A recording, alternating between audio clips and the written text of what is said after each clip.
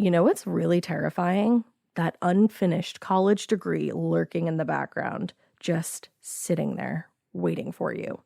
That's where Southern New Hampshire University comes in. With flexible online degree programs, there's no commuting, no rigid schedule, and no more excuses. Plus, they have some of the lowest online tuition rates in the U.S. Visit snhu.edu/morbid to learn more before your degree becomes just another story about what could have been. These long dog days of summer, I mean, we just made it through a heat wave. Mama was parched through this heat wave. I was hitting up Dunkin' every single day, and I will continue to, probably for the rest of my days, but especially this summer. Dunkin' is helping everyone stay cool this summer with its lineup of refreshers. These drinks are packed with bold, fruity flavors and served ice cold. It's amazing. Dunkin' refreshers are the perfect afternoon pick-me-up. I like to start my morning with them personally, and then sometimes I go back for a second one because I'm just feeling crazy. They come in a variety of delicious flavors, including fan favorites mango pineapple and strawberry dragon fruit. And then for a limited time, there's black cherry and there's pink pineapple. I'm going to tell you something right now, and it's a bold claim, let me tell you, but I stand behind it. Pink pineapple will change your life. It is so good. It has me feeling like I'm sitting in a pool, resort side, just living, honey. It's so yummy. Try your favorite flavor with green tea, sparkling water, lemonade, or Dunkin's all-new limeade. I haven't tried the limeade yet, but I'm going to. Usually I get my drinks made with green tea and occasionally lemonade, but I do really like the green tea. Or if you don't want to build your own, try one of Dunkin's curated refreshers like the Cherry Lime Ricky or the Ultimate Pink Daydream. The Cherry Lime Ricky, scrumptious. I could drink like 3 of these a day. They're so freaking yummy. Head to Dunkin' today and find your favorite refresher. Dunkin' refreshers contain less than 1% fruit juice. Limited time offer. Chilling crime cases are mysterious, but finding coverage shouldn't be. With the State Farm Personal Price Plan, you have options and can personalize your plan to help create an affordable price so you can get back to cracking all of life's bigger cases. Talk to a State Farm agent today to learn how you can choose to bundle and save with the Personal Price Plan. Like a good neighbor, State Farm is there. Head to statefarm.com to get a quote. Prices are based on rating plans that vary by state. Coverage options are selected by the customer. Availability, amount of discounts and savings, and eligibility vary by state. Hey, weirdos. I'm Ash. And I'm Alaina. And this guy, this gal, is morbid.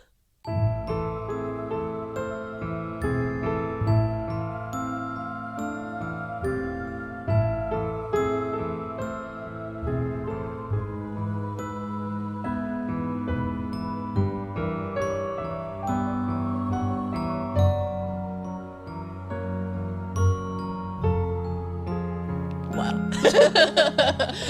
Yeah, I don't know. I was going to open up and say way heardos. Yeah. And then I was going to say aim-ish till it should just move all the letters around. But then Alaina said, don't do that because people will say, stop recording at night. Yeah, I was like, you know what?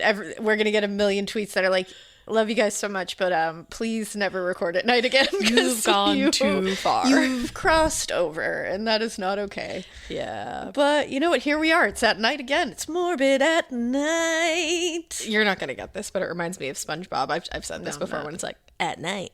There you go. At night. You would like this episode. She's doing finger guns at me. You would like the episode? It's like a horror episode of SpongeBob. A horror episode. At night. It's a little horror in it. It's about the hash-slinging slasher. Well, there you go. That's something I got to catch up on. Definitely on my list. With the sarcasm ringing in the air. Dripping.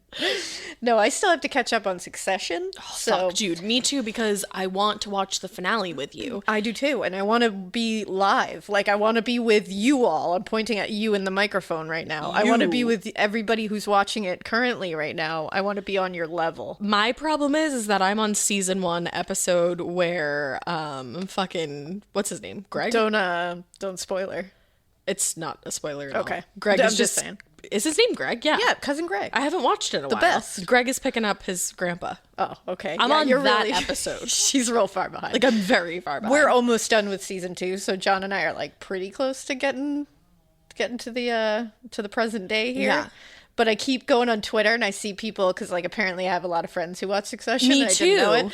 And I keep seeing almost spoiled, and I'm like, "Ah!" And I know. start like yelling and just have to like throw my phone and walk away. Well, and like other podcasts that I listen to sometimes, Yeah. they'll talk about like the latest episode Yep. of Succession in the beginning, and I'm like, don't do that to me. Don't do it.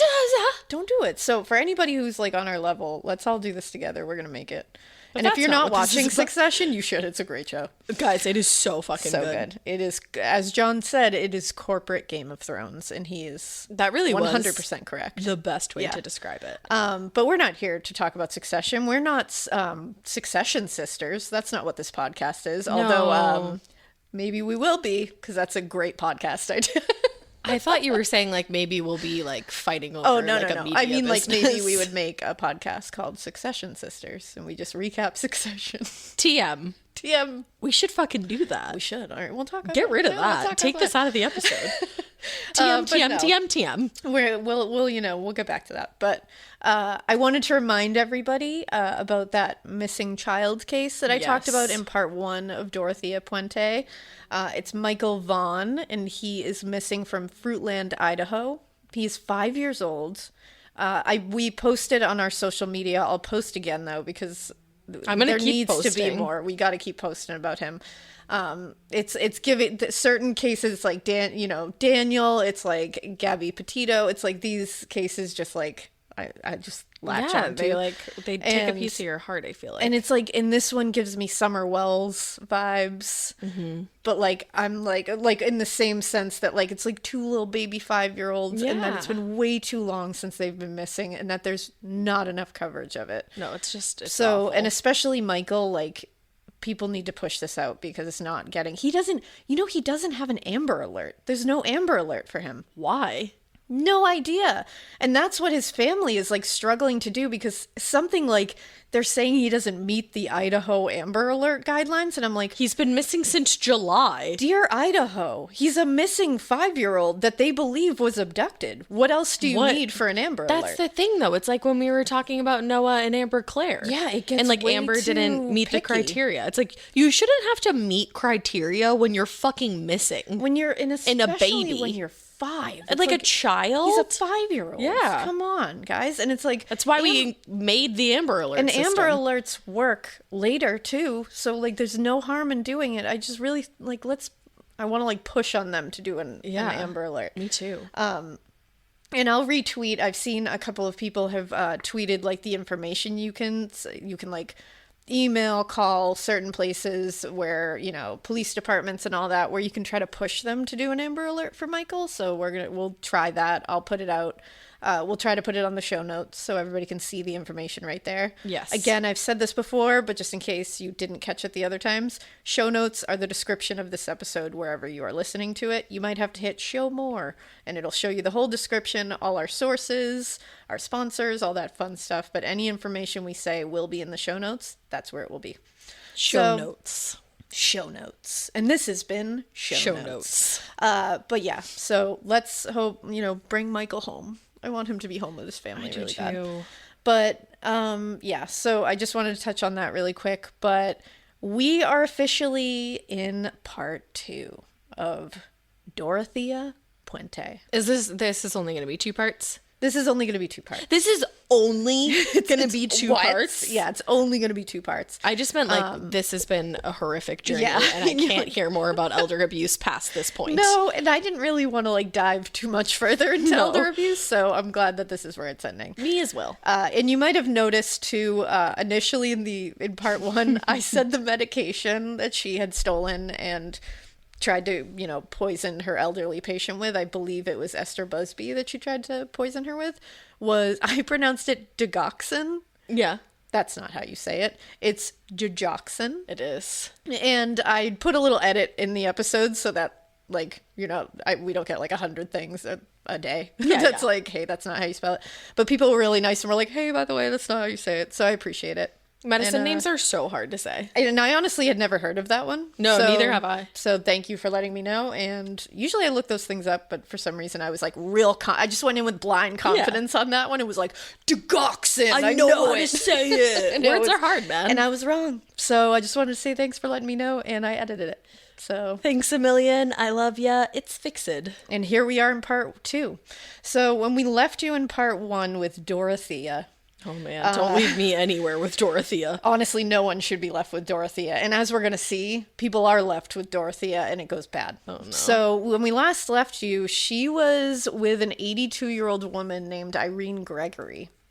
She had met this woman and said her name was Betty Peterson. It wasn't. She had given her water pills to basically, like, mess up her system. She also gave her other pills that were, like, you know, sedation pills that were putting her under. It's so crazy to me that she, I mean, obviously, like, you can look these things up, but, like, had no medical background, and she knows how to poison people. Yeah, it's because she did a ton. She used to read about it all the time. She was say. very interested in it, and she was looking for ways to steal. Yeah. So she really went for it. She did. Now, when poor Irene Gregory was unconscious, she was robbing her blind. She was stealing diamond rings from her, medications from her. She stole a ton of sedatives and sleeping pills from her.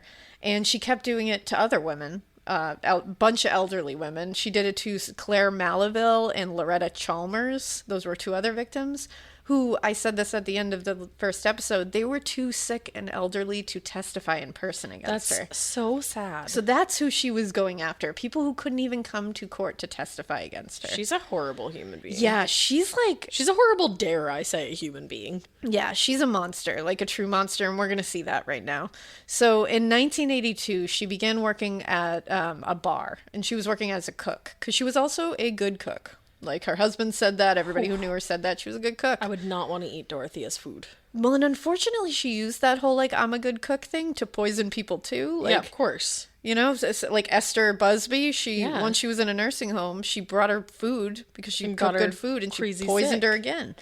So, but she did get a job cooking food at a bar. And it was basically just to kind of, like, keep the heat off for a while. It was like she was definitely getting weird. People were suspicious. She was after the whole hospital debacle, after all her patients are suddenly getting sick or reporting that they're missing things and they're having these periods of blackouts and unconsciousness, she's got to kind of take it down a notch. So I just picture her, like, skipping to the bar, like, don't be suspicious, don't be suspicious. I think that's literally what she was doing. I think you're right. While she worked there, she worked with a guy named Harold Monroe. And he was diagnosed recently with terminal cancer. Oh, man.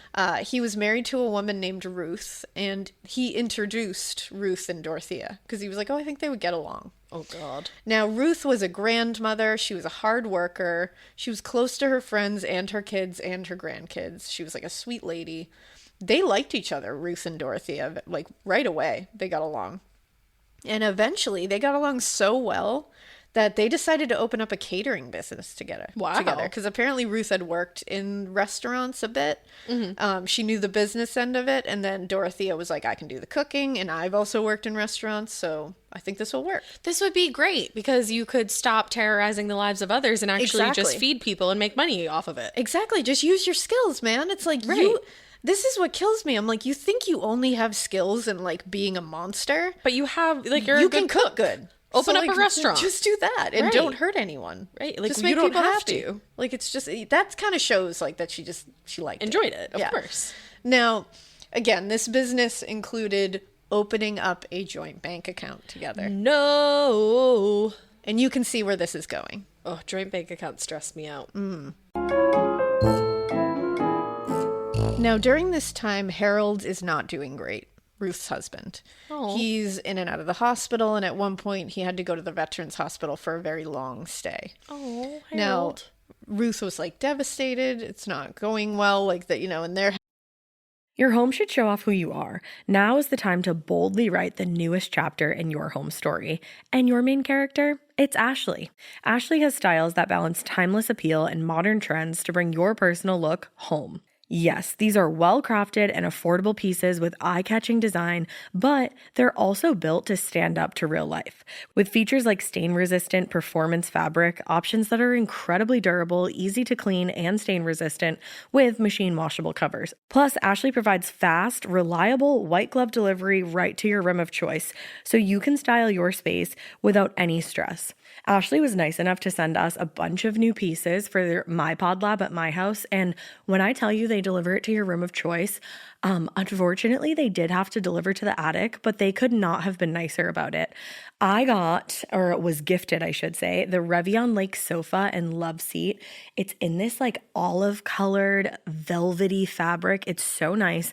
I will say it is so freaking easy to clean because if you know me, you know that I have a white cat and a black cat and then a multicolored cat. The white cat loves to just roll all up on this furniture and leave his hair everywhere, but it's so easy to vacuum. I also got the Meili coffee table.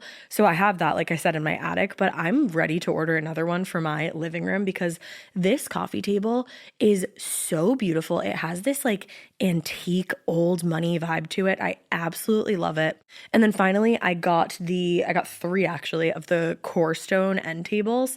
They have little shelves in them so you can dress them up and, you know, kind of like personalize them to your style. I highly, highly recommend all of the pieces that I got. And I just recommend Ashley in general. It was such an easy process to shop with them and the delivery, all of that from start to finish. It was awesome. Visit your local Ashley store or head to ashley.com to find your style. Getting paid twice a month doesn't mean money is scarce. It just feels that way. That feeling makes you do weird stuff, like putting things on a card you didn't need to. Earnin removes that feeling. With Earnin, you can access up to $150 per day of money you've already earned, plus up to $1,000 between paychecks. Standard transfers take 1 to 2 business days with no mandatory fees, and expedited transfers start at $3.99 and cap at $5.99. 5 million people are already on it, and honestly, it's wild it didn't exist sooner. Download Earnin on the App Store or Google Play, spelled like earning money without the G. Type in Morbid under podcast when you sign up. It'll really help the show. Earnin is a financial technology company, not a bank. Access limits are based on your earnings and risk factors. Standard cash outs take 1 to 2 business days with no mandatory fees. Expedited transfers available for a fee. Tips are voluntary and don't affect the service. Available in select states. Terms and restrictions apply. Visit earnin.com for full details. Having problems too because it's like a lot of stress on their marriage. And Dorothea had 61-year-old Ruth come live with her in her apartment in April of 1982. Again, no. Yeah. And almost immediately, something about Ruth changed. Yeah, she got poisoned. She was suddenly sick all the time. She lost weight and she was drinking creme de menthe. There we go, I said it. Creme de menthe, which is an alcohol. It's like a minty alcohol. And it's like it's menthol. Yeah, like creme de menthe, and it's like a mint, kind of thing. But she was not a big drinker, and and all of a sudden, every time her kids would come visit her, she was drinking creme de menthe. Weird. And she would just be like, "Oh, Dorothea made it for me to like calm my anxiety." And they were like, "Huh." So they were like, "Stop drinking that shit. Yeah, Mom, and Dorothea's gonna kill you." And they said every time they saw her, she looked awful. Like they were like, "She's getting worse and worse. She doesn't look like her. What is going on?" She was healthy. Fucked up individual to do this to this woman whose husband is also dying at the same time. And then her kids are coming to visit her at your apartment. Watching you slowly kill her. And you know that their father is also dying. Like, what the fuck is wrong with you? Oh, yeah, she doesn't give a shit. Now, her children in particular were confused why she suddenly needed round-the-clock care by Dorothea when she was totally fine weeks She was before. about to just open up a business. Yeah, and now she needs, like, actual nursing care. They tried to help, but she kept saying, "No, Dorothea will take care of me." Mm-hmm. Totally brainwashed into thinking that Dorothea was... But you just met. Yeah. Her friends saw her at a hair salon at one point when she was able to actually go to the hair salon, and they all said, like, "Holy shit." Like, they were like, "You don't even look like you. What the fuck is going on?" That's so sad. Yeah, like, her friends were horrified. They were like, "What happened? Like, you were fine a couple of weeks ago." Right. And she finally told one of her close friends, she said, quote, "I can't talk to you. I think I'm going to die." And then she said she couldn't remember long periods of time and was blacking out, and she couldn't understand why. And so did she go to the doctor at all? No, because Dorothea was a nurse, remember? And she's taking care of her. Yeah. And she was blacking out. She was losing periods of time because Dorothea was dosing her with those creme de menthe drinks and was slowly poisoning her. Do you know what with? Well, we'll get to it, but she was using a lot of things. Oh. So April 28th, 2 of her children, Rosie and Bill, they visited her separately that day.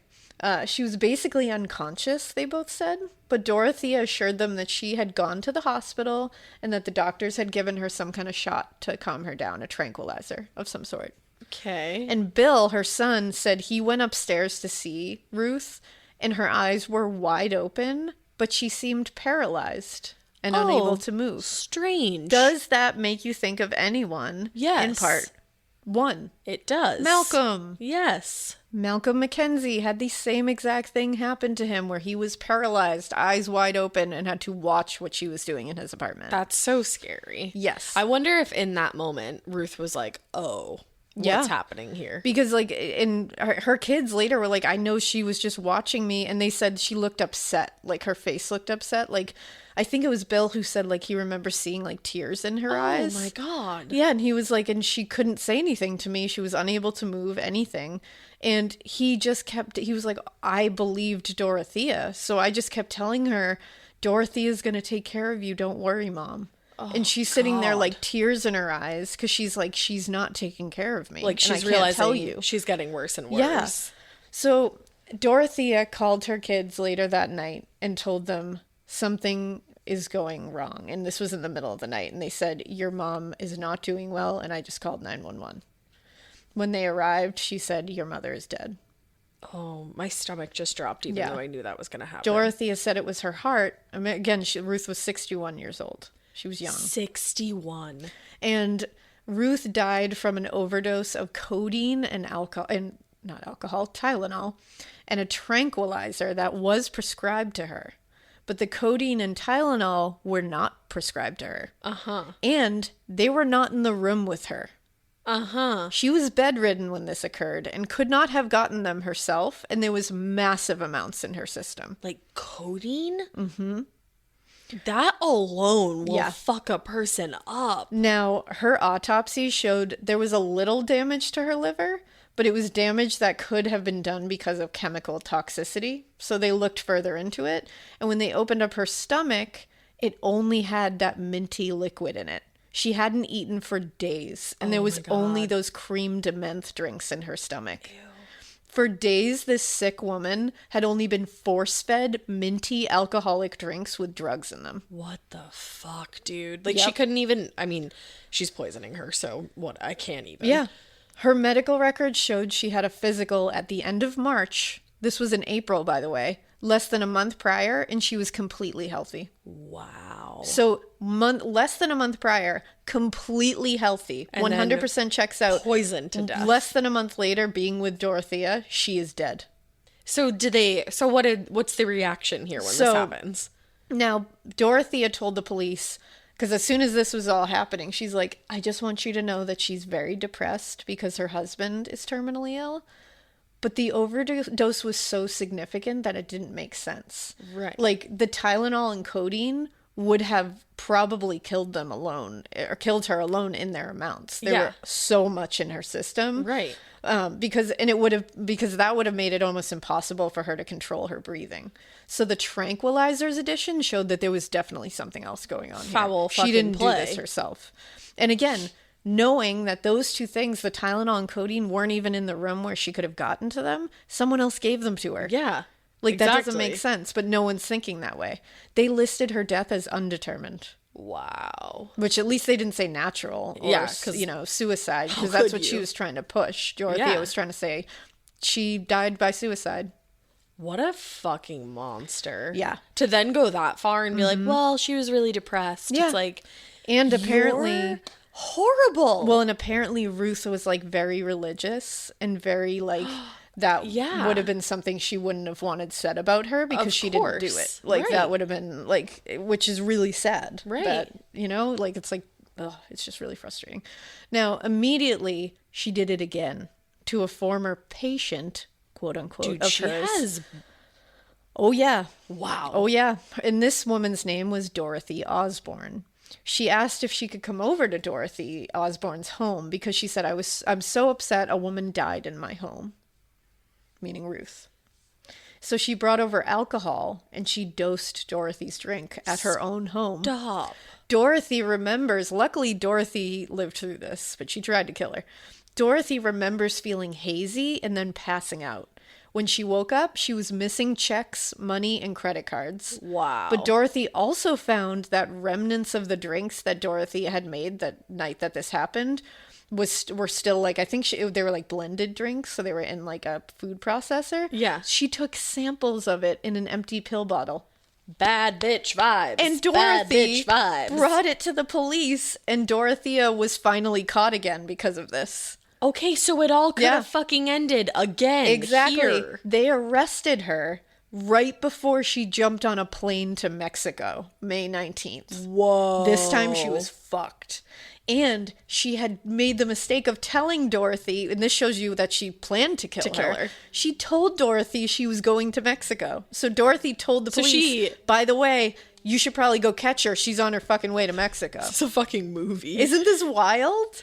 And the fact that she was just going to leave that woman for dead. Yeah, she was just going to leave her for dead. She's getting crazy. Oh, she's getting balls. Yeah, I was going to say, she's got some balls. She is reckless. Yeah. Now, she was convicted of 3 charges of theft on August 18th, 1982.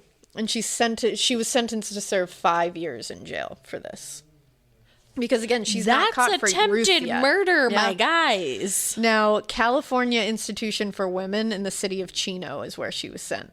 And before her sentencing, she actually wrote a letter to the judge trying to get a lesser sentence. Trying to woo him. Because she said she was 13 when she was first married off, and her husband died shortly after. And she's had such a sad life since then, and blah, blah, blah. So this was a lie. She didn't get married at 13.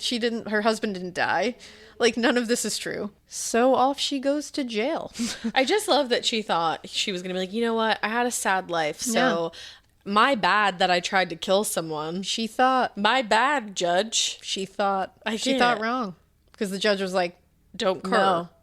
No. So while she's in jail, she was beaten almost to death and then placed in protective solitary. Whoa. So she didn't start out great.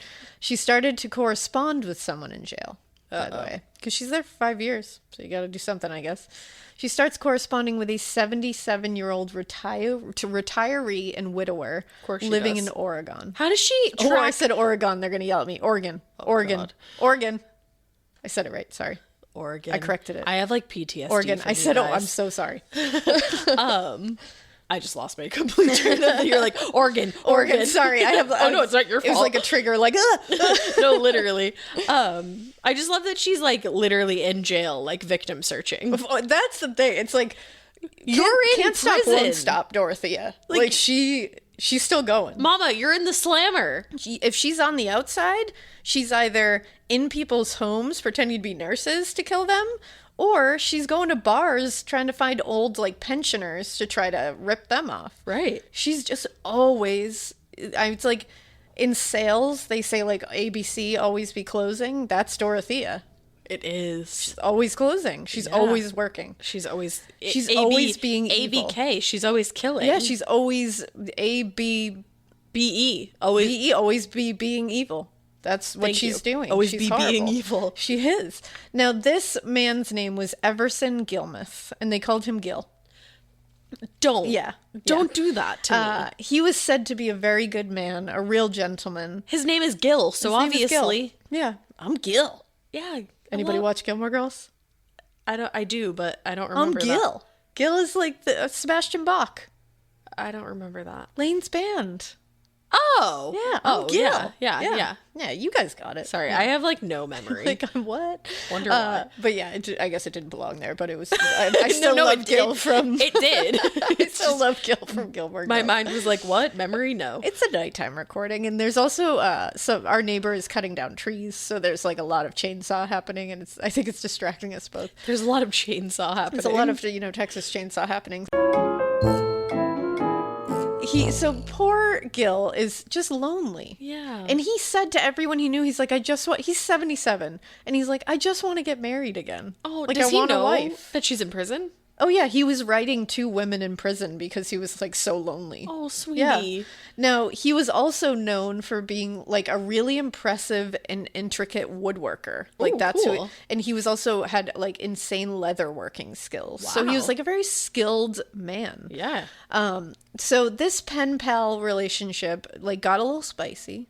And it became like a romantic kind of relationship. I'd be rooting for that if it was anybody else. I know. But Puente was actually released in 1985 after only serving 3 years of that 5-year sentence. Yeah, and it was because she had good behavior, apparently. Yeah. Guess what, guys? That's a lie. Not always an indicator. That's just called self-control. Especially in Dorothea's case. Now, when she was released, a psychologist for the State Department of Corrections actually evaluated her. Yeah. And this kind of tells you everything you need to know about who Dorothea is. Okay. So I found this in The Bone Garden by William P. Wood, and I linked it in the first half of this, but I'll link it again. It says, now, she was going by the last name Montalvo right now because that was her latest ex-husband, and she kept that name. Okay. So it says, Montalvo appears to disassociate herself from any of the crimes for which she has been arrested and received time. She tends to minimize the importance of what she did or her responsibility for any of them. It appears at this time that although Montalvo does not evidence any symptoms of psychosis, that is, hearing voices or having delusions of grandeur, that she is, in fact, schizophrenic. So we have a second one. Okay. This woman is a disturbed woman who does not appear to have remorse or regret for what she has done, and who, at least on 2 occasions, has been involved with administering drugs and or poison to unwitting victims. She is to be considered dangerous, and her living environment and or employment should be closely monitored. Yeah. So this guy was like, the Sherwin-Williams summer sale is here. Get 30% off select paints and stains or 35% off their newest product, Emerald Symmetry, July 17th through the 27th. Whether you're looking to refresh your interior or your exterior, they've got the colors to bring your vision to life. And with delivery, getting everything to your door is easier than ever. Shop online or visit your neighborhood Sherwin-Williams store. Retail sales only. Some exclusions apply. See store for details. Delivery available on qualifying orders. Every good detective needs a partner to support them on important cases. Think of a State Farm agent like your sidekick, there to help you along the way in your search for coverage. State Farm can help you choose the coverage you need, whether it's for your home, car, boat, or even RV. With so many options, it's nice knowing you have help finding what fits for you so you can get back to solving all of life's bigger cases. Go to statefarm.com or use the award-winning app to connect with a local agent and get a quote. Like a good neighbor, State Farm is there. Right on the, like, hit the nail on the head, doink, doink. Doink, doink. But whatever. So she leaves, and she is not closely monitored. I wonder, too, and I'm sure, like, I'm not sure if you have it, but I wonder if Ruth's kids found out that she went to prison and then were like, hey, wait a second. Oh, yeah, they did. Oh, don't worry, because this entire time, at first, Ruth's kids were like, yeah, I guess, like, it was an accident, or, you know, but meaning, like, Ruth accidentally overdosed, or they were like, maybe she did, like, you know, like, she was a lot was going on, like, what are you gonna think, you know? Yeah.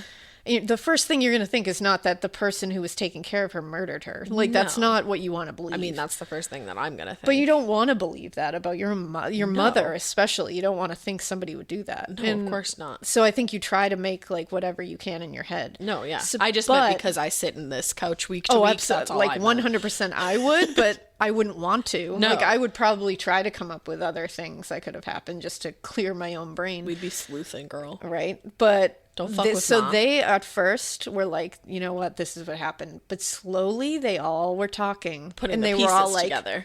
I don't know. And then, like, Rosie came, it was like, I didn't trust Dorothea. And all of a sudden they were all like, I don't know, like, this is weird. And I don't think I trusted her. And is she really a nurse? And they started all coming to the conclusion, which that's so scary to have that discussion with your brothers and sisters. It must be like, horrifying. Is she even a nurse? Yeah. Like, terrible. Yeah. So now she's talking to Gil, and she had told him that she loved children, she loved taking care of people, but, you know, no, she didn't. Like, that's not true. No. And she also told this psychologist that did this evaluation on her, she told him the same thing. She said, I love children. I love taking care of people. And this guy was like, no, she doesn't. Like, he agreed. He was like, no, that is a lie. Like, she's a liar. And he specifically said in one of the evaluations she should be kept away from children, the elderly, and anyone vulnerable. She was a danger to all of them. So why not leave her in prison, my dude? Exactly. He recommended it. He's a psychologist. No, I know this guy did, but I'm like, yeah, my other dude.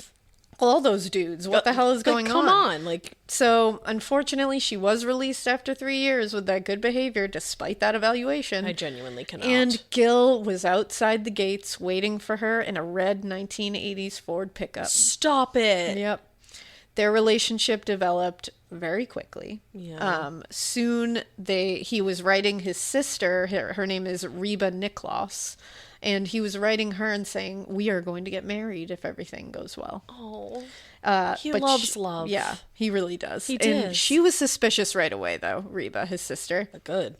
And he started pulling away from her because of it. Like, because he was in love and he thought that she was just being a stick in the mud, just a wet blanket. But really, she was like, never pull away from your No. sister. She always knows. she always knows. And unfortunately, Dorothea and Gil opened up a joint bank account together. No, I told you I didn't like those. And it's no good. And they lived in the upstairs apartment at 1426 F Street in Sacramento. They lived there together. Is that? Yeah. Okay. So that's the one that we were talking about earlier. Probably in part one, actually. Yeah, in part one. For some reason, they're running together in my head. Always F Street. So, he starts pulling away from his sister. The letters are getting a little more like, no, I don't really want it. Like, I don't want to hear it. And then she just stops hearing from him altogether. Uh-huh. Then she receives this weird letter. And it says it's from her brother, but it clearly is not from her brother. And it says the wedding was off and he was leaving. Okay. And she's like, what? She's like, that's sudden. Yeah, like, she's like, okay. And then Dorothea told Ricardo, her landlord, the one who owns that house that she's renting the upstairs apartment in, she says, you know what, Gil just left me. And that's it. Like, she had no explanation. He just left, and Ricardo was like, what? Like, I thought you guys were getting married. Like, what? Yeah, like, he was, like, And very he was much just gone. in love with you. And he was like, I didn't even see him move out. Like, what And happened? you live above me. Yeah, like, I'm very confused. Then Reba gets another letter, and it says it's from a woman named Irene. Huh. Who Gil is now in love with and is engaged to. And Irene says, we're in love, we're engaged. Hi, future sister-in-law. I just wanted to let you know he's okay. He had a stroke recently, but, like, we took care of him. It's okay. And, like, see you later, goodbye. What? Now, if you remember, one of Dorothea's recent victims' name is Irene Gregory. She's fucked. Yeah, exactly. So this was fake, obviously.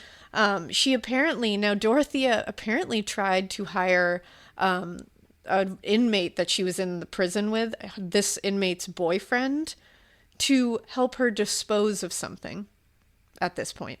Uh-huh. Now, when he came, he was like, oh, like, show me what you need me. Because she didn't say it was a human being of or course something. Not. She just said, I have some stuff I need you to get rid of. Can you help me? Yeah, And he's was probably like, sure. thinking like, oh, she didn't have time to call 1-800 metal. junk. Like, I'll get rid of this for her. So he shows up and he said, I saw something clearly wrapped in plastic on the floor and it looked like a human being wrapped in plastic. And he said, nope. And he turned around and walked away. Like, nope. Imagine how scary that would be to say, like, nope, and walk out too. I would think that I was next. I would be running. And then I would until skip town. I could never run again. Now, in November 1985, she hired someone else to do it. A guy named Ismael Flores. And she asked him, instead of saying, can you get rid of this thing for me? She said, can you build me a wooden box 6 feet by 3 feet? It's 6 feet by 3 feet by 2 feet. That's what she said. Okay. And he was like, sure, like, what do you need this for? And she was like, oh, I need to store like a bunch of books and other items in it. It will be like a good little like chest. He's like, get a bookshelf, lady. Yeah, like, obviously. And he did. He was like, all right, like, she must be moving and maybe that's what she's putting them in. So for payment, because this was going to be like a nice box. Yeah. You know, like, that's a big box. She was like, you know what? Do you want this 1980s red Ford pickup truck? Because it belonged to my boyfriend, but he's in Los Angeles now and he doesn't want it. And he said I could do whatever I want with it. Oh my God. And he was like, okay. So then she says... That's when you say, no ma'am. No, I don't. No, ma'am, I do not want that car. Well, and he said that she then asked him to transport this this box that he has just made No. to the storage place with her. No. Get the fuck out of my face, lady. He's like, okay. And he's like, do you need, like, I guess we'll use the pickup truck, I suppose. So he helps her bring it, and he said it was so heavy. And he was like, what is in this thing? And she's like, I told you, it has like a ton of books and stuff. Which honestly, books are very heavy. Yeah, so she was like, I told you, that's like a very heavy thing. He was like, all right, that's heavy. So sure. So she went with him, and he was like, tell me where the storage place is. So they're on the way to this storage unit, and she's like, you know what, you can pull over right here. And it was like a little ways down, like, you know, pretty far away. And he was like, okay, why? And she was like, you know, we can just like throw it in the river over here. And he was like, but I thought it had like all the stuff you want. And she was like, no, it's kind of junk and I want to get rid of it. Sir, you're an accessory. And he was like, to a disposal of like, a body. I don't know if that's for real. So this was in November. Sir. And January 1st, New Year's Day, 1986, a fisherman spotted that box. He said it was on like the riverbank, and he said it was partially open, and he could see inside that there was clearly something like decomposing inside. Yeah. So he called the police. They found a very decomposed and unidentifiable body of an elderly man inside. Oh, that's so horrible. Now, there were layers and layers of black garbage bags wrapped around him. There were also mothballs and deodorant stuffed in there around him to stop the smell. Like, what is, first of all, you're disgusting. And second of all, what a stupid way to do that. Yeah. Like, you really think mothballs and deodorant is going to stop decomp, you idiot? Yeah. And it's like, what?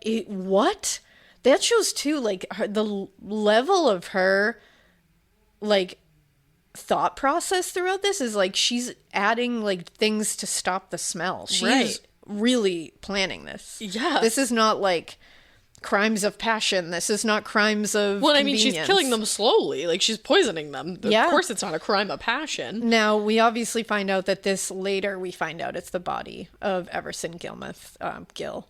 But it took a long time to identify him because she made sure to dump him in a place where he was not known. So it was just an unidentifiable, badly decomposed body, which I'm sure she waited until it would be unidentifiable. And it seems like his family, like, obviously he really only had a sister, and then she got that weird letter, so she doesn't even know where he is. Exactly. Like, she thinks he's somewhere with Irene, and I think he said, like, we're in the South now. So she's thinking, like, he's nowhere near there. It's not him. that poor sister. Well, she continued, Dorothea, to collect his pension checks and even called and demanded they continue to send them when they got lost in the system when she moved addresses. Because when he moved from where he was living into Dorothea's home, I guess the system got confused and was, like, messing up where they were sending the checks. So she called after she had killed him to be like, you're not sending my checks.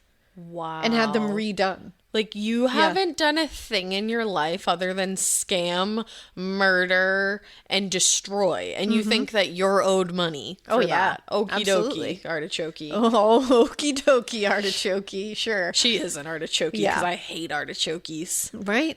There you go. I don't have a lot of strong feelings about artichokes. Like, I like them like spinach and artichoke dip. I like that.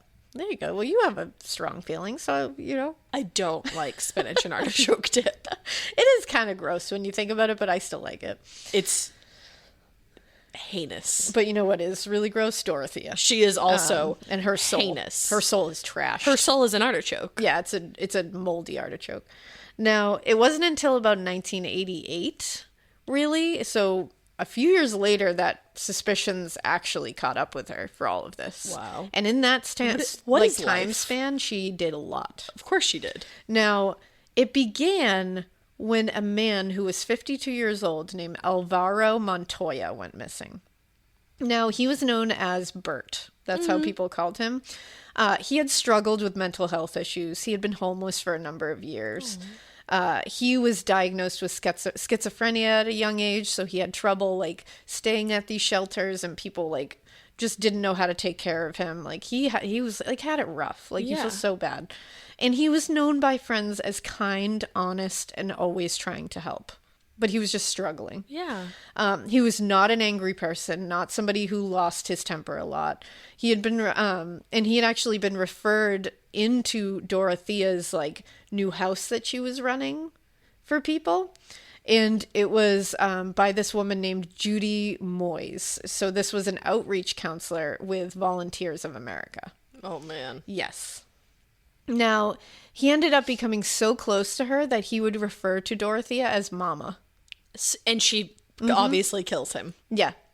And she took, like, and apparently she would get all his Social Security benefits for the month, which was like $600 a month from his Social Security benefits. She would take that in order to, you know, take care of him, question mark.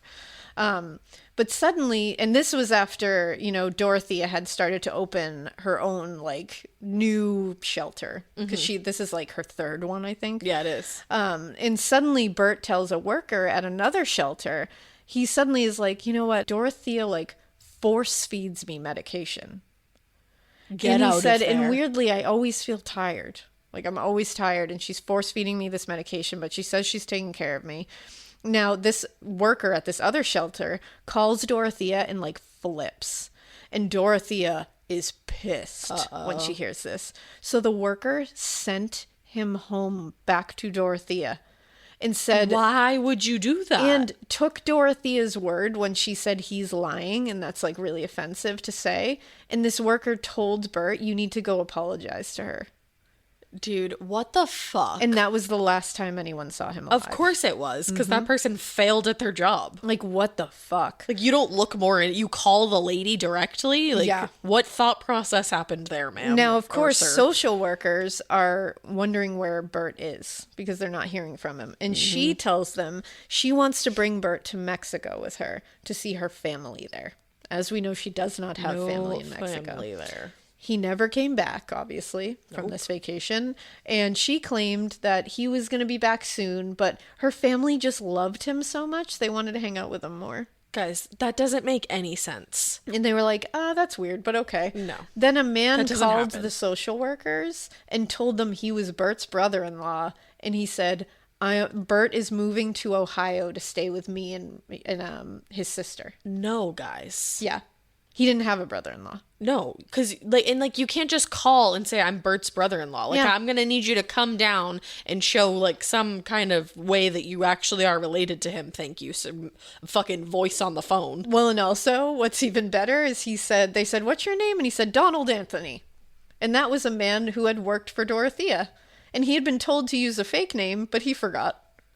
Unreal. So, But it didn't matter because nobody checked into that, huh? Well, immediately the police were alerted after Oh, this good. because they were like, "Oh, wait a second, we're already wicked. We are wicked suspicious of this whole he's in Mexico and your family just wants to hang out with him more."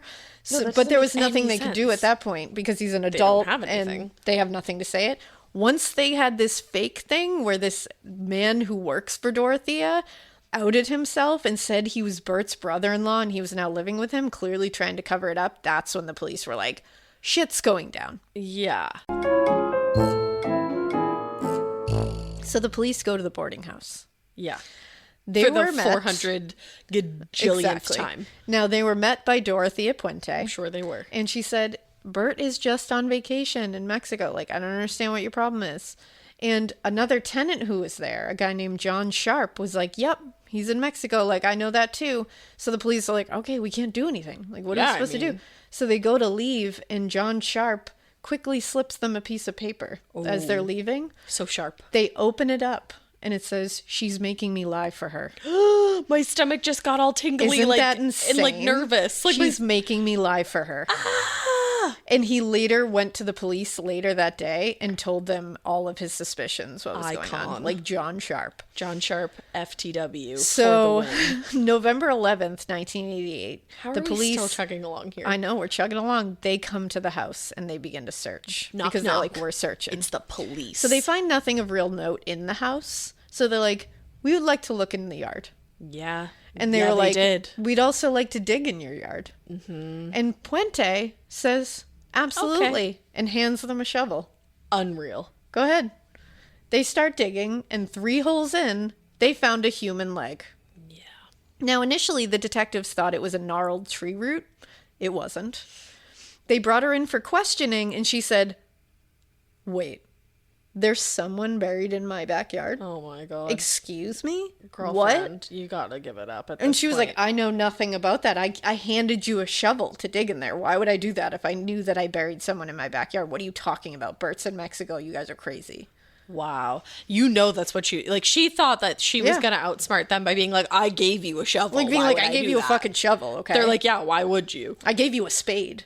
A spade is a spade. Spade is a spade. And I gave it to you, okay? Unreal. So they actually had nothing to actually physically tie her to it. They couldn't prove that she had buried someone in that backyard because that wasn't her house forever. Right. Who knows how long that person had been there. We're going to look into that, guys? So they had to let her go home. Oh, man. Now, the next day, November 12th, they come back, obviously, and they start digging again because they're like, now we have to dig up the whole yard.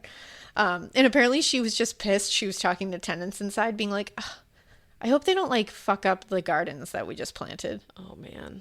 And they're like, they probably will. They probably will. And it was, you're a terrible, terrible You're a human being. monster. And it was a packed audience of people watching this happening. Like onlookers. They gathered on the street to watch. Because everybody's everybody's like, what the hell is going on? I knew that woman was strange. Something's weird. And now they're digging up her backyard. I knew that former Rockette was weird. Yeah. I knew it. It all got strange when that all started. Now, right before they start digging, she says, excuse me.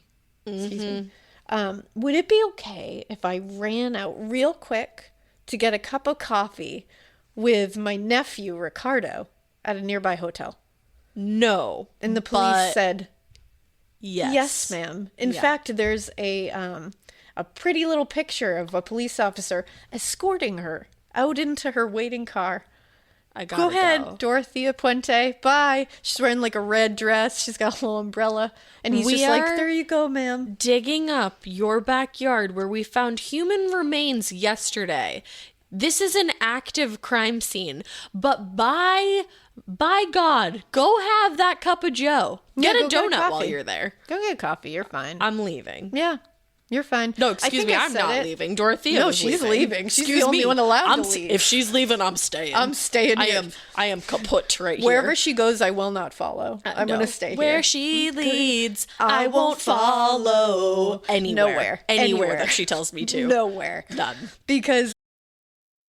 Okay, let's have some real talk, just one-on-one for a second. I know you know this feeling. You start your period and the only pad that you have available is uncomfortable. It's like crunchy and weird. We can literally start our car from our phones, but we're still settling for crunchy, uncomfortable pads. Girl, listen, when you're looking for softness and protection, Kotex has you covered. They are changing the game with a completely redesigned lineup of pads and liners that are designed around what women actually want, like Kotex Bamboo. Kotex Bamboo has a 100% bamboo-derived viscose top layer that provides ultra-soft protection, which means you don't have to worry about feeling itchy or uncomfortable. It's like the worst feeling ever. It's gentle on the skin and it's made without fragrance too. Check out Kotex.com for more details on the new and exciting launch of Kotex Bamboo, available in regular, heavy, overnight, and daily liners. Every flow covered. Now available at retailers nationwide. Here's a quick podcast for all you true crime fans. The case of the missing Reeses. It was me at the store with my mouth. Motive? They're Reeses. What was I going to do? Stop myself? Tune in next time to see if I do it again. Spoiler, I will. Wow, that had everything. Reeses, suspense, Reeses. And I said it in part one. I was like, we were like, what's with the police? What is going on? And I was like, oh, part two is really going to take you into a hole with that. I remembered this part. Here it is. Oof. So as soon as she left, they're, bye, Dorothea. Enjoy your cup of joe. Enjoy your French vanilla latte. Bold brew. Your bold brew. They were like, bye. The police first dug up a full body. Of course they did. The body of 78-year-old Leona Carpenter. Oh. Now, as soon as they find Leona Carpenter, and we'll get into all the victims' names too and things about them in a minute. So they immediately are like, "Oh shit," because that's another body. Mm-hmm. That's now we body have two. Number 2. They run to the hotel that she said she was going to be at to get her. And they thought she was going to be there. That's my favorite part of the entire story is that they were like, let's go to that hotel where she said she's going to go. Because as we're digging up her freaking bodies in the back, she's definitely going to where she said she was going. They were like, bummer. She left. Nuts. Just missed her. Nuts. That murderous woman lied to us. Yeah, like weird. I literally Idiots. wrote "duh" in big letters. Like, Idiots. Of course she's not going to be there. She escaped to Los Angeles immediately.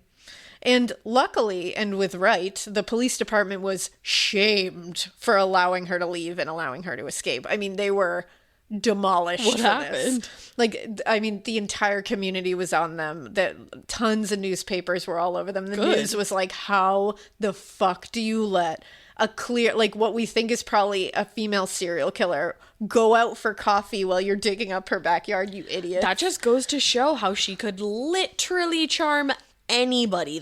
She charmed the pants off of Because them. again, when you look at the picture of them escorting her out, She's a little she old looks like lady. an adorable old grandma. I know. You're not worried about her. Don't trust Anybody. anybody. Anyone. Now, and this is nuts, they then undug. They then undug. I meant unearthed. I just made Ash choke on water. I had, when you start to laugh and you have a sip of water in your mouth and I'm like, I'm going to spit this It's across just the gonna whole happen. room. I meant to say Undug. dug up and unearthed, and then they all just went together. collided into a crazy non-word. Gruel. So that's literally what that was. So they unearthed 6 more bodies in her backyard. All had been wrapped in plastic, like tons of plastic, and bed sheets, and they were all sprinkled with lime. Oh, wow. One was missing the head, and another was believed, or at least one, possibly 2 or more, had been buried alive. What? Yeah. I didn't remember And that. one of the people who had been buried alive, Bert Montoya. No. Yep. Now, Because she was mad. she was mad. So the bodies were Leona Carpenter, who was 78 years old. They believe she was the first to die in the 3rd boarding house. She had been discharged from the hospital straight into her care. Oh. Because again, she was pretending to be a nurse's aide at this point too. Mm-hmm. And this was in February of 1987. So this is in between the time when she was released from prison for the whole Dorothy Osborne kind of situation, and between now and then is when I said like she was real busy. Mm-hmm. So this was what was happening in the interim. Now, she was discharged straight into Puente's care in February 1987. She had cancerous tumors on her brain. Wow. And she was recovering from that. And at 78 years old, she was like getting better. Good for her. She was a widow, and Dorothea said that basically she thought she wasn't going to be missed. Wow. Who would You're miss a her? piece of shit, lady. Yep. She was buried near the back fence, and her leg bone was the one that the Detective Cabrera, I believe his name was, thought was a gnarled root, and like grabbed it, and he was like, oh, that's not a root. Dorothea had used her checks to order herself clothing and shoes after she was killed. She's a grade A asshole. Grade A. The next one was 62-year-old James Gallup. So young. He survived a heart attack and brain tumor surgery. Stop. But he died in that boarding house. He was independent and strong, but he had been like really ill. He refused to let Dorothea take all financial control of his like life. Yeah. So she poisoned his food. Of course she did. The next one was 64-year-old Vera Faye Martin. She was a mother. She was poisoned with a drugged drink the day she moved into the boarding house. Are you serious? She was in that house for 1 day. Wow. When her body was found, her mouth was wide open, and it looked like she had tried to kick herself free from her plastic binding. Oh, God. Her wristwatch was still ticking. What? And they said she was one of the ones they clearly believe was buried alive. That is so haunting. The next one was Dorothy Miller. She was 64 years old, and she was a Native American Army veteran. She had moved in October 1987. She was struggling with alcoholism because aside from dealing with PTSD from her time in the service, she also had a really traumatic childhood. Aww. She also suffered from night terrors because of this stuff and had medication to allow her to like sleep peacefully. Mm-hmm. She liked to recite poems. Like that was something everybody knew about her. Wow. And she really liked Dorothea and had tried to like befriend her, and Dorothea was annoyed by her. And she said that her night terrors annoyed her, the way she would talk annoyed her. Girl, You don't have the right to be annoyed by anything. Like, Dorothea, you're the most annoying. You're annoying. You're really annoying. You're a nuisance to society. What she did was ground up Dorothy's sleeping pills and put them in her drink. Wow. And that's how she killed her. And she had duct taped her arms to her chest. That's how she was found. Wow. Now, Benjamin Fink was the next one. He was 55 years old. He was struggling with alcoholism when he moved into the house.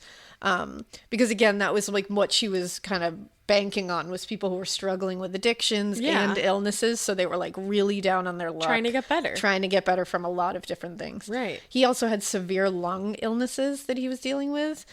And I guess right before he disappeared, it was in April 1988, another tenant said she watched as she basically brought Ben upstairs, and she turned and said, "I'm going to take Ben upstairs and make him feel better." Mm-hmm. And no one ever saw him again. Wow. And he was found only in striped boxer shorts. Oh. The next one was Bert Montoya, who was 51 years old. He was found under a brand new apricot tree that had been planted right on top of him. Wow. The next one was Betty Palmer. She was 78 years old. She had moved into the boarding house because she basically had a ton of medical bills and couldn't afford them. Oh. Yeah, and she was very good, very responsible woman. She was just having trouble affording her own medical bills and needed a little help. Medical bills will like destroy you. She was another one who refused to let Dorothea have control of her finances. She had a ton of friends and family. And Dorothea was actually really scared when she killed her because she was like, I knew she would be missed because people loved her. Yeah. Which, like, what a piece of shit you are. Seriously, you're just taking away everybody's friend and loved one. Yeah, so she said she had one of her handymen, because she called these men that would, like, work for her, her handyman cut off her head, legs, and hands so that they couldn't identify her. Wow. And when she was found, she was wearing a sleeveless white nightgown. And above her, Dorothea had put a statue of the patron saint of missing things. And it was right next to the sidewalk. St. Anthony? And if you don't think that was on purpose, the patron saint of missing things. Of course it was. And she is not only missing herself, but she is missing her head and her limbs. That's fucked. Yeah. Is that St. Anthony? Yeah, I believe so. Yeah. Yeah. Dorothea cashed her checks, and she did it by using, because again, Betty didn't want her having any control of her finances. Right. And she did the thing where she wrote on all her things check ID when you had to like smart. cash her check or anything. So what she did was she stole her ID after she killed her and then put her picture on top of hers and just used it to cash all her checks. How is this old lady so conniving and evil? Yeah. And what's even sadder is they never found Betty's head or her limbs. Dude, fuck this lady. I'm like pissed. Yeah. Now, all 7 of these people had in their systems benzodiazepines. Sorry, I just started on that. Benzodiazepines. And mainly what they all had in their system was flurazepam. And this happened to be one of the drugs stolen from Irene Gregory. Wow. And they found empty capsules of it in Dorothea's drawer. So the capsules where she would open them and put the powder in the drinks, they were all, first of all, what? You just put them in your drawer after you did that? Like the evidence of you poisoning people you just kept in your drawer? She'd probably like to like open it up and look and be at like, it. look how many people I poisoned. Like, Probably. what the fuck? Now, she was on the run for 5 days in Los Angeles. What's so confusing to me is how did nobody see her digging in that backyard? I know. But I think she had like handymen do it. Yeah, and like act like they were like doing gardens. Exactly. And then she would say like, what? I just planted those. So I don't gardens." remember, and I'm sure you'll get to it, but did they find any of those handymen? You know what? I could not find a ton about the handymen. I don't know if they like, she was just saying that or if she named any of them or if they were ever able to find them. Wow. I know some of them were, victims themselves Of that I think are course. missing now. So I think like she might have offed most of them. Wow. Or had other ones off the ones before. I think she had a whole operation going on. Wow. She's so scary. She's one of the most terrifying people we've covered. Because she's so calculated and so cunning and so heartless. In the and package cold. of like a grandma. And when you see her outside packaging, it is so much scarier. It is. She, like you said, she looks like a sweet old grandma. She literally looks like a It's really grandma. scary. It's terrifying. Yeah. I don't trust anybody, and like No. I'm afraid of grandmas now. And she went on the run in Los Angeles for 5 days. And while she was out there, Everson's body, Gil's body, was identified while she was out there. Oh, and it was identified because now they saw all those bodies in her backyard wrapped in sheets and in a plastic wrap. And they were like, wait a second. She has a connection to this guy. And we just found this unidentified body here. In the same Let's manner. do this. They immediately tied it to Dorothea. Wow. Also, Ruth Monroe's kids finally were able to get a case opened against Dorothea for their mother's death. Good. As if everything else, they knew it. They knew what was going on, but they didn't have anything that they could use to prove it. But that now was the they problem. did. But with this, they were like, boom, boom, boom, Hello. open up the case now. So Dorothea had been holding up in a motel in Los Angeles. But every night she would still go out to bars in Los Angeles trying to get old men. Wow. Yeah. So She one can't night, stop, won't stop. She can't stop, won't stop. Like, never. You can't stop her. No, she would have gone on forever. Oh, she would have gone on forever. There would have been she would have had to die first before she stopped. She really would have. Now, she met a man named Charles out at a bar. And she introduced herself as Donna Johansson. Oh my goodness. And he said immediately he got like a weird feeling about her. Yeah, because at this point she's like really like... Yeah, she's gone through it at this point. So he was like, I don't know. But like, sure. Like, she's fine. Like, she's nice. Whatever. But he was like, I just had this like weird feeling. Like a gut Trust your gut. And he was like, yeah, I don't want to go out after this. But like, you know, maybe we can make plans to go out. Like, so, you know, the next day or something like that. So they did. They made plans to go out. Later that night, he turned on the news. Oh, God. And he was with his friend, I guess. And they turn it on and they see Donna Johansson on there, but her name is Dorothea Puente. Can you imagine? And they were like, what the fuck? He was like, good thing I didn't go out with that lady. Yeah, he was like, and his friend was like, you would have been dead. Like, she would have paralyzed you and stolen all your shit. 100%. Like, holy shit. 100%. So he immediately calls the police. And what's funny is he called the motel she said she was at first and was like, hey, are you like there? Are you staying in for the night? Icon. And she was like, yeah, totally. And he was like, cool. All right, bye, Donna. See you later, tomorrow. Miss Johansson. See ya. Sweet dreams, baby. 911. Hey, here she is. She's at the hotel right now. She's not leaving. Go get her. Love him. Literally was like, go Charles get her. for the fucking Charles. And she was arrested in that motel room with no incident, and she was charged with 9 murders. win. Wow. Even though she probably did about 6 Definitely gazillion. did more. Now, there's pictures of her on this like tiny plane where they had to bring her back to Sacramento. Oh, okay. And she's in this like little old lady outfit with like shackles around her arms. And she's like drinking this little black cup of coffee. Like, and it's so weird. Finally got that cup of coffee. We got to post it because it's just a wild picture. But on the way there, like in the plane ride, she said to detectives at one point, I used to be a very good person at one time. When? And I'm like, When?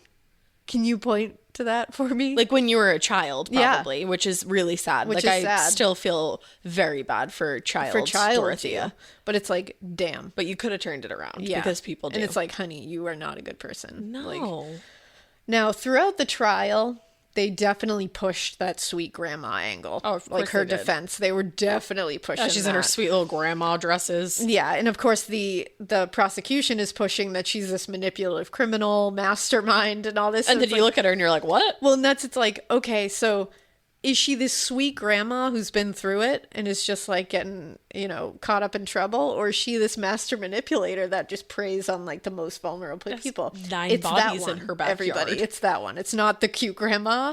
But like, see, I guess the trial was like wild because it was like both sides. I can imagine. Because imagine being on that jury as well. Like, because the defense was saying she's a sweet grandma, and they were like, yeah, but look at all these things she did. And they're like, oh no, we're not saying she's not a thief. Like, she's a thief and a liar. But she's also not a sweet murderer. grandma. And they're all like, she's not a murderer. And they're like, cool, She did, though. explain the bodies in Yeah. her yard, though. So in 1993, it took several days of deliberations. And at one point, there was a deadlocked jury. I bet. And they said most of that was probably due to the fact that she was this adorable old grandma. And they were pushing that so hard. They definitely got to some of the jury members. Mm-hmm, I'm sure. But she was convicted of 3 murders. Wow, only 3. Yeah, that's the only ones sad. they could really tie her to. First-degree murder for Dorothy Miller and Benjamin Fink's... it was first-degree murder for Dorothy. Benjamin Fink, she got second-degree murder and second-degree murder for Leona Carpenter. Do you know why second degree? I'm not really sure. I guess they just... Those things are always weird when you hear them, especially when they're like older, because you're like, why though? Yeah, exactly. But there must have been some reason for it. She was sentenced to 2 life sentences at the Central California Women's Facility in Chowchilla. Is it Chowchilla or Chowchilla? I have absolutely no idea. I don't know. Ready? In Chowchilla. In Chowchilla.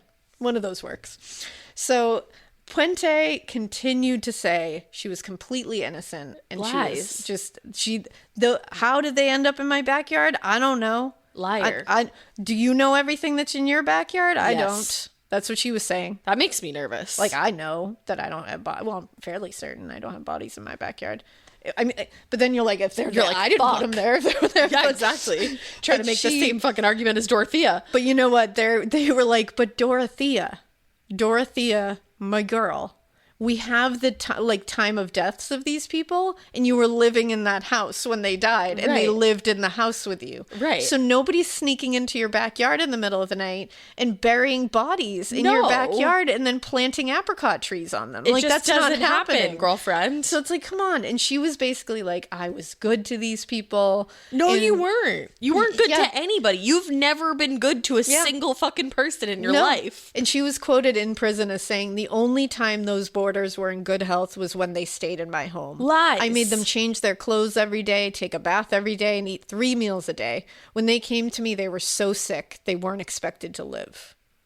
I gave them 3 meals a day and I poisoned every single one of them is what you meant to say. And it's like, you know what? I'm pretty sure they expected to live. Like, I'm pretty sure that was a good expectation that they all had. I don't think any of them expected to be murdered in a boarding house. No, probably not. I don't think that. Now, in 1998, she began talking with a guy named Shane Bugbee. He did a huge interview with her. He was like a journalist. And this was like years of corresponding with her. And she started sending him during the correspondence these recipes. Because again, she was a good cook. So she would send him recipes But I go. don't want to eat anything she makes. In 2004, a book was released, Cooking with a Serial Killer. No, that's unacceptable. Who the fuck did that? That's fucked. Who's making Dorothea Puente's recipes? No, and I don't want to find out that I've accidentally made one of those. I don't want to know that. What if shit? that's just on Google and it comes up as the first 4 that they recommend and you look at And it you're and it has just like, 5 wow. stars and you don't even hit the title, you just hit jump to recipe? Yeah. And I guess there's 50 recipes in there or some shit. And I'm Why like, would you what the ever fuck? feel the need to cook something that literally may have killed somebody? That may things in that cookbook may have been somebody's last meal. That's what I can't stop That's thinking about. fucked. That this isn't even some dormant hobby that she had that she's just like, oh, look, I cook now because I'm a grandma. That's what we do. Here's some recipes. That alone would be Would've been horrible.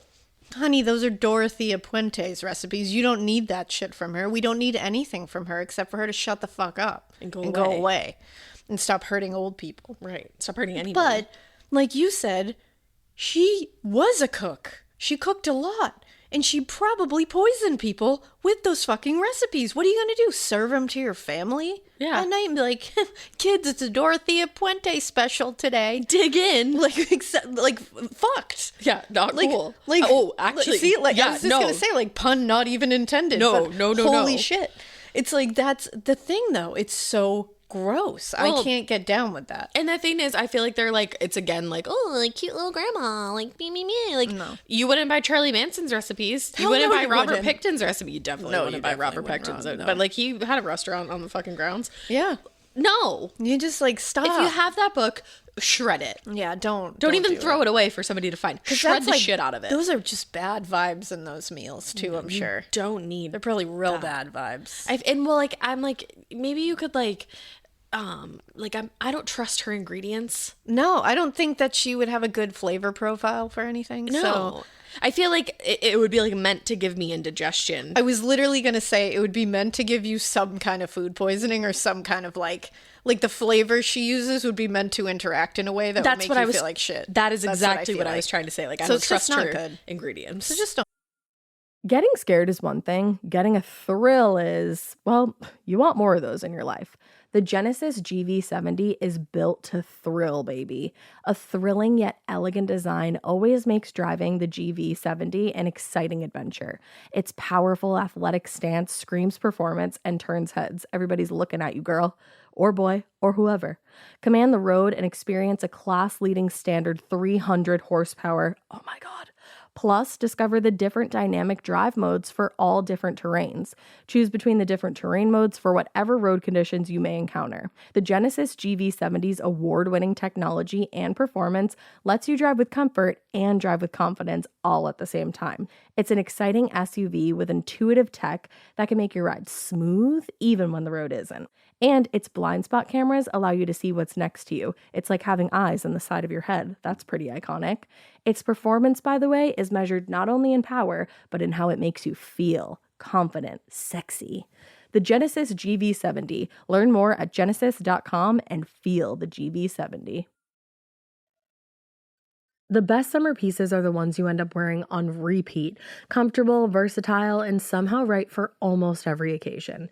Quince makes it easy to create a summer wardrobe that you'll love, with elevated essentials made from premium materials like European linen, organic cotton, and washable silk, without the traditional retail markup. I love that! Quince's 100% European linen pants, dresses, and tops are the pieces that you absolutely will reach for all summer long. I absolutely love their linen. I have so many pairs of their linen pants, which you can dress up or you can dress down in the summer. Like, say you're going to a nice dinner, you can pair it with like a silk shirt, a really cute necklace, some good, makeup and an updo. Or if you're just looking for a more casual look, you can do the linen pants with like a loose button-up shirt and you still look really chic, kind of like, I don't know, Diane Keaton vibes, I kind of think. Also, it's not just apparel. Quince also offers elevated essentials for your home, from bedding and bath to kitchen essentials and furniture. They have it all, honey. I am a big lover of Quince, and I really do think you will be too. Make your summer wardrobe feel easier. Go to quince.com/morbid for free shipping on your order and 365-day returns. Now available in Canada too. That's QUINCE.com/morbid for free shipping and 365-day returns. Quince.com/morbid. Do it. Get rid of that. Get rid of it. Don't do it. This has been she's horrifying. This has been a very sad episode. I love the elderly. I love everybody. I'm such a fucking empath. You are an empath. I'm like gonna go home and like cry. I want to go watch a Hallmark movie with your mother-in-law at this point in time. Like, I need to watch one of those commercials that are on this time of year with like the elderly people and like their neighbors decorate their home for them when they live alone or something, or they leave them a present and they like cook them like Thanksgiving dinner. Treat them nice. I just need to see people treating older people nice. I think after this episode, we should all do something nice for an older person in our life. There you go. I think that's great. I think whatever you can do, whatever elderly person you fancy, just do something nice. Do something nice for them. A hug. Yeah. Just say, love ya. Yeah. Make a meal for them that's not out of Dorothea's cookbook.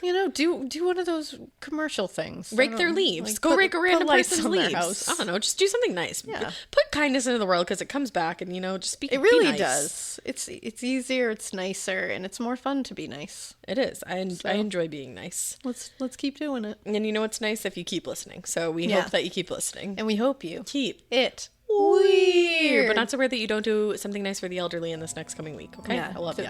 Don't be as weird as Dorothea. Just no, don't do it. Ugh.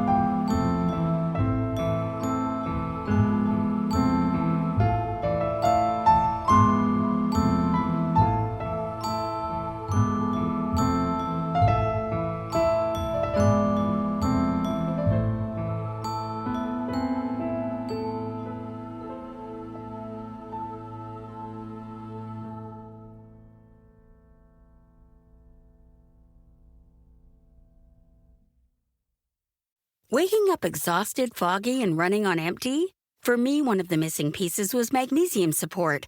That's why I added Magnesium Breakthrough Bye Bye Optimizers to my nightly routine.